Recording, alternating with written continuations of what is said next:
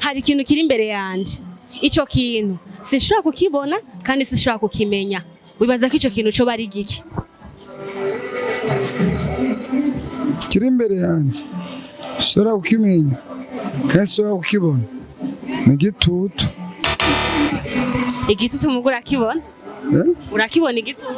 Bojo kintu nabona. Urumva ntushaka kukibona, amaso yawe ntashaka kukibona kandi ntushaka no kukimenya. Ico kintu bibaza ko cyo bari giki? No. Chekino kirandenze.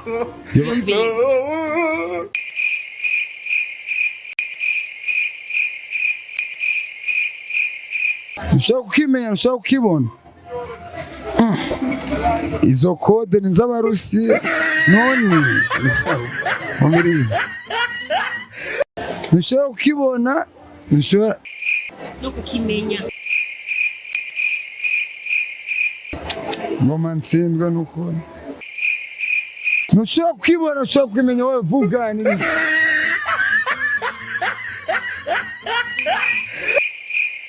Bo. Ntushobora kukibona, ntushobora kukimenya. Cyo kintu gisa nk'ikivampire kubera nikiboneka. Sasa urakoze cyane. Ndashobora kwiruka ntafise amaguru kandi ndashobora kurira ntafise amaso. Wibaza ko jewe no bandiki? Hari umuntu yoshobora kwiruka adafise amaguru yo bari jini. Bo ndashobora kwiruka ntafise amaguru kandi ndashobora kurira ntafise amaso. Wibaza ko no bandiki? Diamond. Ikibazo kigira kabiri. Hari ikintu kiri imbere yanje, ico kintu ndakigereranya n'igihe. Sishobora kukimenya kandi sishobora kukibona. Wibaza ko ico kintu cyo bari giki? Samutumve. Hari ikintu kiri imbere yanje kandi ico kintu n'igihe. Sishobora kukibona kandi sishobora kukimenya. Wibaza ko ico kintu ari giki? Nk'ikibazo. Ikibazo? Okay. Merci.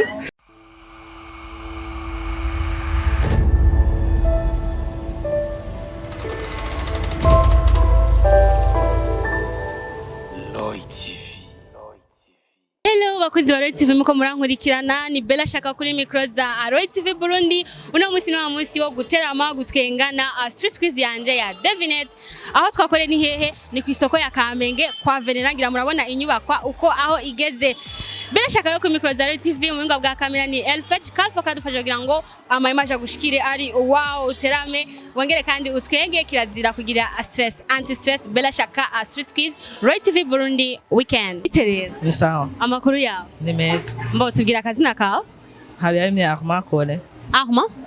Okay, nanje nitwa Bella Shaka, journaliste kuri Roy TV. Ndiko ndakora street quiz, nifuza ko dukorana. Uri tayari?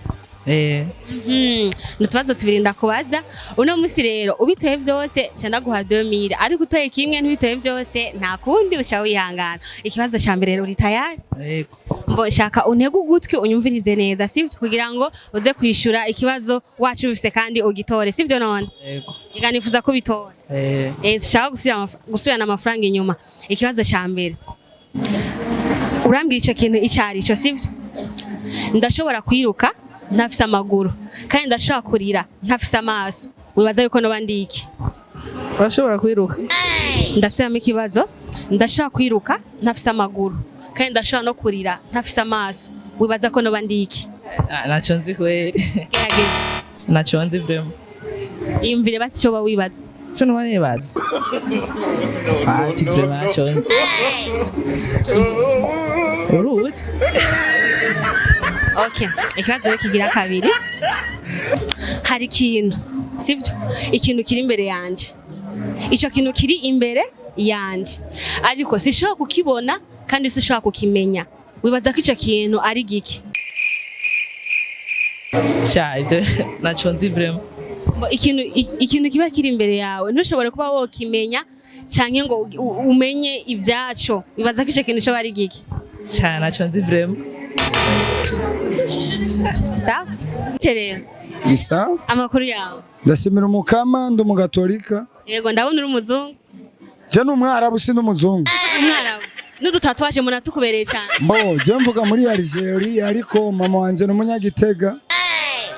none byagenze gute ushike mu Burundi kandi uvuka muri Algeria? none umwarabu n'abarundi bakundanye nuko nyene baca bavyara jewe.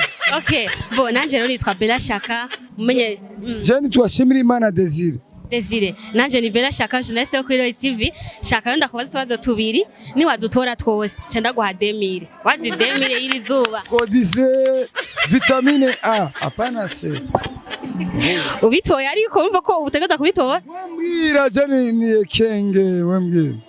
Akabazo ka mbere rero ndashobora kwiruka ntafise amaguru kandi ndashobora kurira ntafise amaso, wibaza ko noba ndiki? Ndagusubiriremo. Subiramo. Ndashobora kwiruka ntafise amaguru, ndashobora kwiruka ntafise amaguru kandi ndashobora kurira ntafise amaso, wibaza ko noba ndiki? Noba ndi umupfu. Woba uri Noba ndi kiziga. kiziga. Ikibazo kigira kabiri sivyo? Hari ikintu kiri imbere yanje, ico kintu sinshobora kukibona kandi sinshobora kukimenya, wibaza ko ico kintu cyo bari giki? Kiri imbere yanje shobora kukimenya kandi shobora kukibona ni igitutu.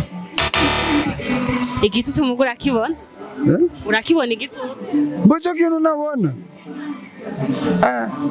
Urumva ntushobora kukibona, amaso yawe ntashobora kukibona kandi ntushobora no kukimenya, ico kintu bibaza ko cyo bari giki?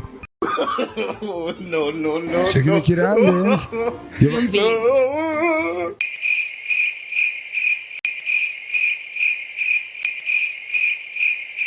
Ntushobora kukimenya, ntushobora kukibona. Izo kode ni z'abarusi none umiriza. Ntushobora kukibona, ntushobora no kukimenya. ngoma ntsindwa n'ukuri. Ntushobora kukibona, ntushobora kukimenya, wowe vuga ni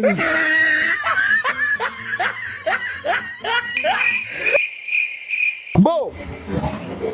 Ntushobora kukibona, ntushobora kukimenya.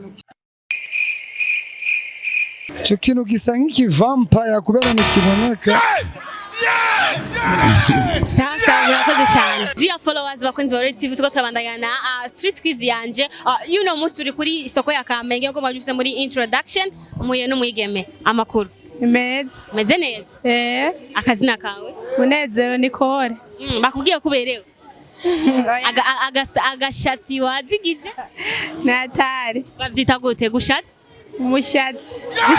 Gushaza. Bon. Akazina kanje ni Bella Shaka, journaliste yo kuri Roy TV. Nawe witwa nde? Munezero Nicole. Nicole. Bon, Nicole ndiko ndakora street quiz, n'utubazo tubiri ndakubaza, udutoye twose ca ndaguha 2000. Tukunaniye nta kundi, uri tayari? Nicole, akabazo ka mbere untegere neza.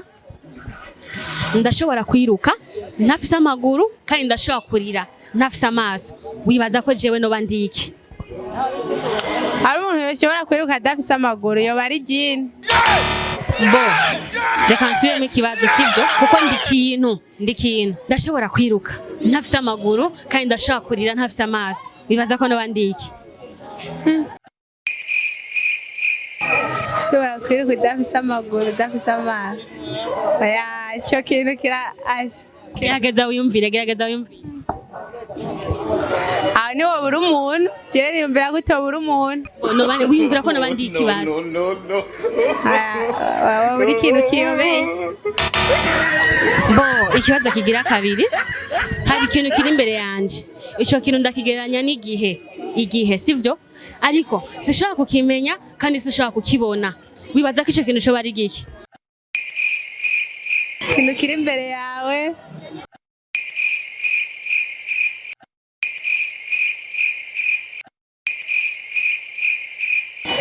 Cyacu nomenya. Sawa urakoze. Amakuru?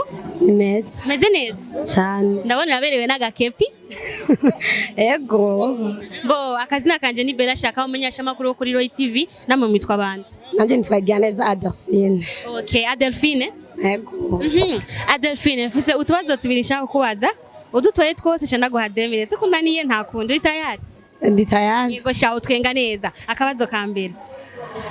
Ndashobora kwiruka ntafise amaguru kandi ndashobora kurira ntafise amaso wibaza ko noba ndiki? Diamond. Diamond. Ikibazo kigira kabiri, hari ikintu kiri imbere yanje, ico kintu ndakigereranya n'igihe, sishobora kukimenya kandi sishobora kukibona, wibaza ko ico kintu cyo bari giki? Samutumve.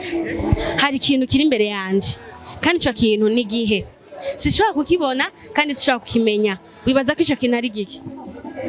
Nk'ikibazo. Ikibazo? Okay, merci. Nabite rero. Sawa. Umeze neza? Ego. Cyemura mbona usa n'umusitari nivyo? Ndi umusitari. N'agasheni. Nimbe niza hawe canke niyaje? Inyarisha. Iyo niyaje? Mboje akazina kanje ni Bella Shaka, ndumenyesha amakuru kuri Roy TV, namwe mwitwa bande? Baraka David. David, je ndiko ndakora quiz. Nutubazo ndakubaza nka devinette, urimvira ako kantu kari ko ucukimbwira. Ndakigusigurira wimvira icari cyo hama ucukimbwira. Uri tayari? Ubitoye vyose je ndaguha 2000 francs. Mugabe bikunaniye nakurisha tubandanya n'umundi tuko turaterama. Ikibazo ca mbere rero. Ndashobora kwiruka ntafise amaguru kandi ndashobora kurira ntafise amaso. Wibaza ko noba ndiki? Ushobora kwiruka udafise amaguru kandi ushobora kurira udafise amaso.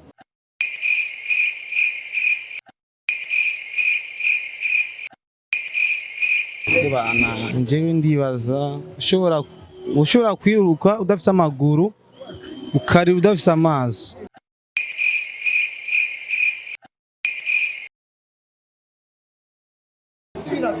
Omenga ni inzoka. Ikibazo ca kabiri, hari ikintu, ico kintu ndakigereranya nk'igihe kiri imbere yanje, sishobora kukibona kandi sishobora kukimenya, wibaza ko ico kintu cyo bari giki? Ukibona nkigiye nikiri imbere yawe, kiri imbere yanje, ico gihe kiri imbere, sishobora kukimenya kandi sishobora kukibona, wibaza ko ico kintu cyo bari giki?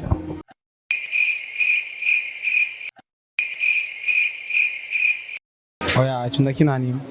Gerageza wiyumvire.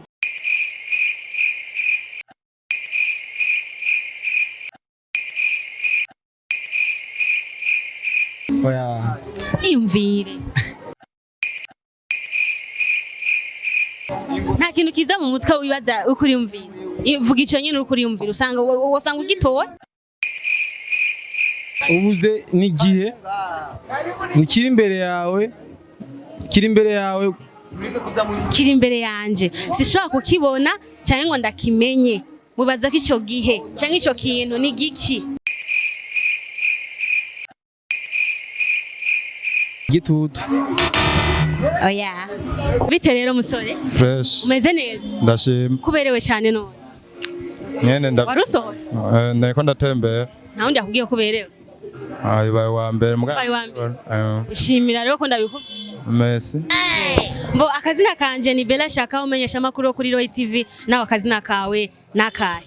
Nanje nitwa Didier. Okay Didier, ndiko ndakora utubazo. Nutubazo ndakubaza twa devinette, ndakubwira ico kintu icari cyo, ndasigura ico kintu uko kimeze, uco kimbwira icari cyo. Tayari? Ubitoye vyose ndaguha 2000. Bikunaniye nta kundi uca wihangana. Dukore tugende, binaniye nta kundi. Akabazo ka mbere rero. Ndashobora kwiruka ntafise amaguru kandi ndashobora kurira ntafise amaso, wibaza ko noba ndiki? Kwiruka udafise amaguru nibaza ko bari umwanya. Umva umwanya ni ushobora no kurira udafise amaso. Biza guhura n'ikibazo kimwe ivyo. Reka ndagisubiremo. Ndashobora kwiruka ntafise amaguru kandi ndashobora kurira ntafise amaso, wibaza ko jewe noba ndiki? Ico kirancanze ko ntaco nomenya. Ikibazo ca kabiri naco, hari ikintu kiri imbere yanje, ico kintu ndakigereranya nk'igihe, ni igihe kiri imbere yanje, ariko sishobora kukimenya kandi sishobora kukibona, wibaza ko ico kintu cyo bari giki? Ivyo bibazo biragoye gerageza wiyumvire. Navyo nshoboye. Hariho kubibeshera, ndomba nibesheye kabisa. Sawa rero urakoze bite rero Namahoro umeze neza cyane gose. akazina kawe Ndacayisaba Marcel. Marcel jana ndio nitwa Bella Shaka ndumenyesha makuru kuri Roy TV ndiko ndabaza utubazo udutwere twose abari utubazo tubiri udutwere twose cyanda guha 2000 tukunaniye nta kundi uri tayari Tayari. okay bo akabazo ka mbere rero ntegere neza ndashobora kwiruka ntafise amaguru kandi ndashobora kurira ntafise amaso wibaza ko noba ndiki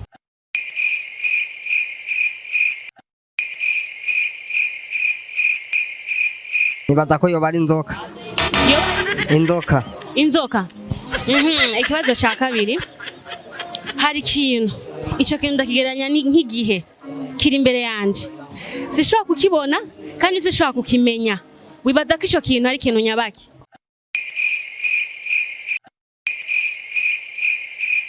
Nibaza ko yoba ari nk'Imana. Imana Okay merci amakuru yawe Makuru ni sawa. izuba komega rya kwakiye cyane umeze neza Ubukene ni bwishi. hagara neza yo turabe kamera kugira ngo dukore akazi nakanje ni Bella Shaka journaliste yo kuri Roy TV namwe mwitwa bande Kamani irambona Patrick. Patrick okay Patrick ndiko ndakora street quiz yanje nibazo bibiri ndakubaza ubitoye ndaguha 2000 ni definite uri tayari Ego. Bo ikibazo cya mbere untegere neza ndashobora kwiruka ntafise amaguru kandi ndashobora kurira ntafise amaso wibaza ko noba ndiki Urashobora? ndashobora kwiruka ntafise amaguru kandi ndashobora kurira ntafise amaso wibaza ko noba ndiki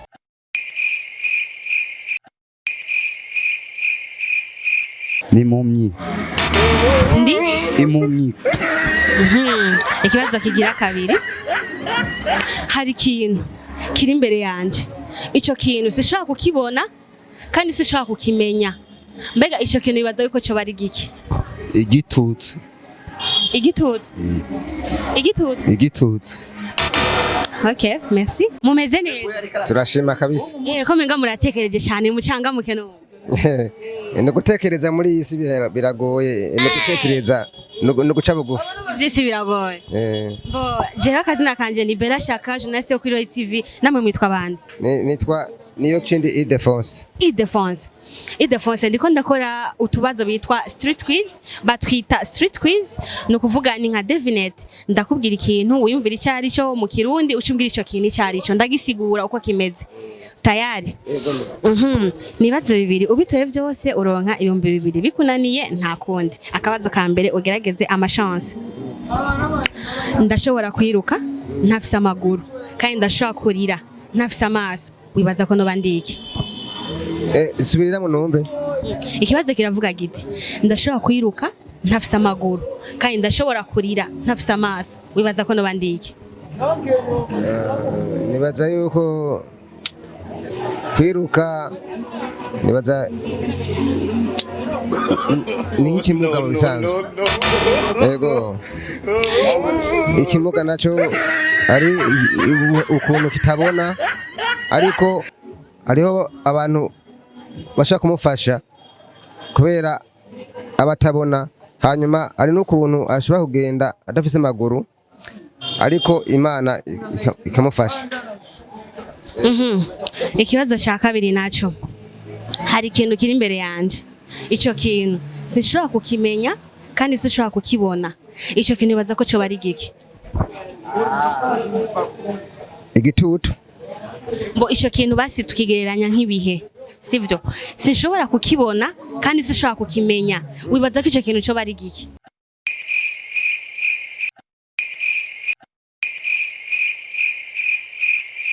Subirira mu twombe subirira. hari ikintu kiri imbere yanje kandi icyo gihe ndakigereranya icyo kintu ndakigereranya nk'igihe icyo kintu rero sinshobora kukibona kandi sinshobora kukimenya wibaza ko icyo kintu cyo bari giki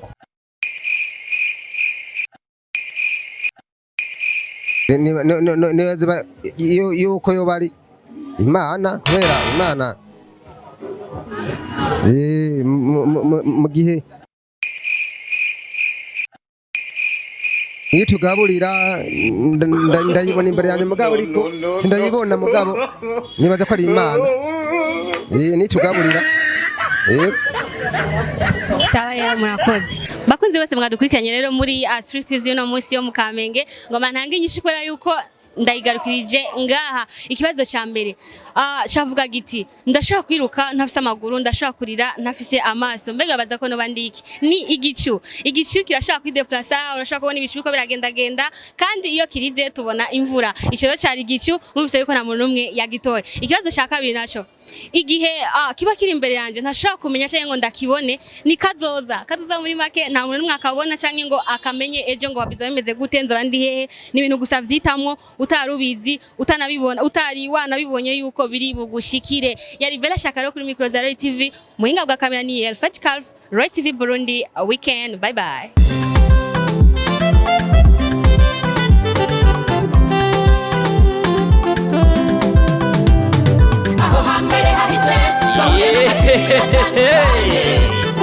Mutangwa muri Roy TV, ibizoza tukaba tubikesha umutama w'amateka bita Roy wubahwe. Ico utarabona uterekwa no kuramba, ibintu nyaragase duhuriye muri Roy TV. Ibiganiro byiza muzobisanga